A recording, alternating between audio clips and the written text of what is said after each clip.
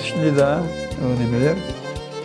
Kedi 3 tane samarat geldi, Norris'teki başladı bana gitmeye. Yani ayağıma askolka orada arttan. Sonra bayan Maraş gelip alıp gitti.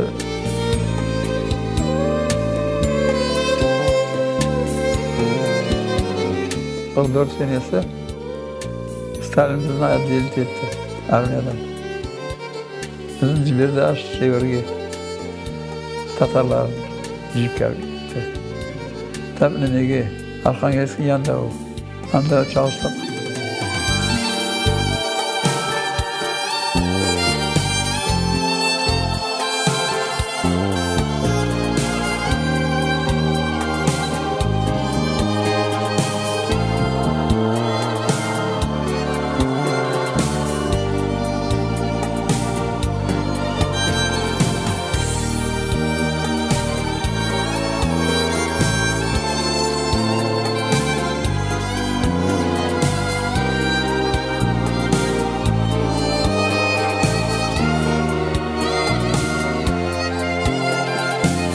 Babam encim çobanıydı.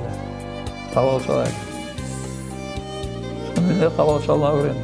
Parmaklar özleri öğrenir sonra.